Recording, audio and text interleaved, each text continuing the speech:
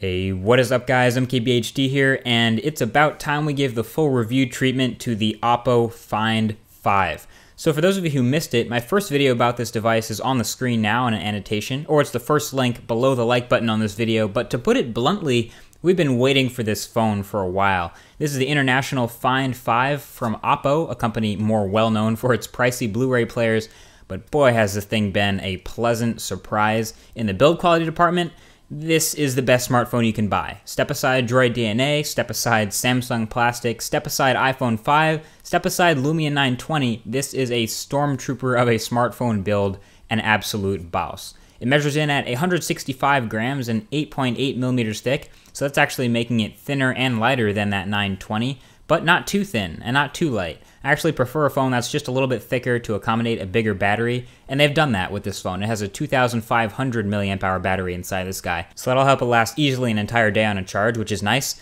Now, I'm not about to do a drop test, but this phone feels incredibly well built. In fact, the frame is made of steel. Steel. There is steel holding this phone together. It has a rock solid back too that completes the look, and the bezel around this glass display, it's very hardened glass and it's pretty sharp around the edges, but it is edge-to-edge glass, so you won't see it as a seam when you're holding the phone. Also, if you take a look at the entire design, it's not completely flat on the top and the bottom. It has a little bit of a curve to the design, and it has a pretty traditional button layout, which will remind you that it is definitely still competing with other high-end smartphones like the Sony Xperia Z and other 1080p phones coming out in the near future. So up on the front, you have the menu button, the home button, and the back button. And there is no multitasking button, obviously, but we'll get to that whole process in a second. But also, just first off, so we're clear, the headphone jack is up top, not my favorite location, but it's there, and the audio sounds good. And we have the power button on the left side, the USB port and the microphone on the bottom, and the volume rocker on the right side. Now, I've been using Motorola and HTC and Samsung devices for so long that this power button volume rocker placement felt backwards at first, but I actually got used to it in a few days. And everything about this design is great. And again, it just screams quality, everything about it. Even the packaging is awesome. Some US manufacturers could really learn from this. Very simple, clean, stylish, and compact packaging, and magnetic. So it's really simple. It even has a subtle design on the top cover that I actually didn't notice until I revisited the box a few days later. So this is an awesome box. Even the Oppo logo SIM card ejector tool feels high quality. Gotta love this stuff. Now back to the phone anyway. On the back is a pretty decent quality speaker. It actually gets really loud, louder than most other smartphones, but it gets distorted when you crank it that loud. But it's pretty good overall. And up top is a 13 megapixel camera and dual LED flash and microphone. Now this camera was hit or miss really. It looks great on the spec sheet, right? You know, 13 megapixels, but it really just performs like any other average 8 megapixel smartphone camera, like something like the Optimus G really. It's sort of middle of the road, though I'm sure this can and will improve with Oppo's constant firmware updates, as they seem really dedicated to updating it.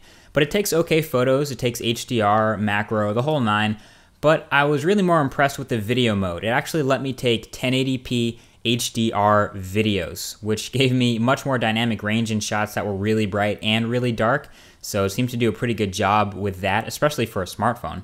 And I was actually most impressed with the 1.9 megapixel front-facing camera. It looked really good during video calls, Google Plus Hangouts, so I appreciate the good shooter on the front. But honestly, overall, clearly, the Find 5 is a unique device that stands out from the pack, especially in the design and the build quality department. So if you want a phone that's built like a tank, this is your phone, no doubt. And when you turn it on, holy crap, this is very different. This is Oppo's skinned version of Android 4.1 Jelly Bean. Now the immediate first reaction is, wow, that looks like a larger and more colorful Stormtrooper iPhone now. Well, you'd be right, I can kind of admit it does look that way at first. This is a MIUI looking skin, but then again, this is Android, so you don't have to like everything about these home screens out of the box. You can just throw on Nova Launcher, add an icon pack, add whatever widgets you want, and you will never have to see this look again. You don't even have to be rooted. So that's the beauty that it runs Android. It's very flexible. But out of the box, this is what it looks like, and it's honestly a pretty solid experience. You can't really knock it till you try it. And again, you do get widgets and all these things, so it's not all just square icons.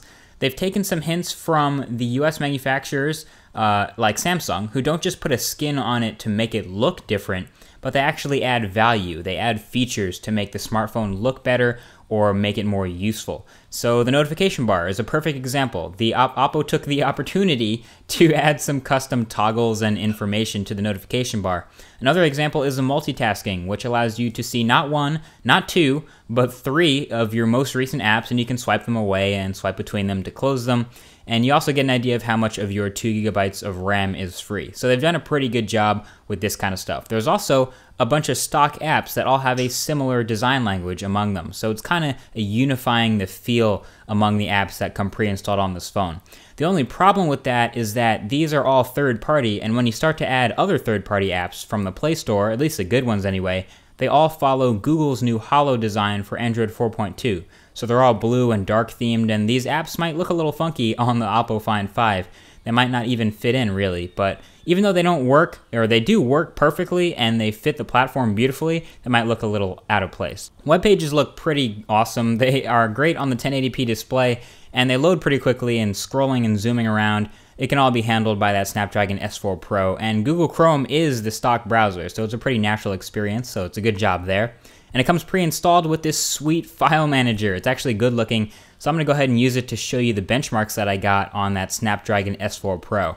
So yeah, in case you were worried about this skin slowing down performance, nope. The synthetic benchmarks gave it pretty high marks, so you won't have to worry about getting sluggish or choppy performance or anything like that. This thing flies. But yeah, the distinguishing thing about the software is that all of the pre-installed bundled apps have that same white light design, and they all look good and beautiful on that 1080p display and everything, but they might not match your dark, hollow Play Store apps, even though they're really high quality. All of the extra bundled features and the UI tweaks aren't changed just for the sake of changing them, but they're changed with the intent of making it better and making their own software design work on this device. So it's a very Oppo device, as you can see.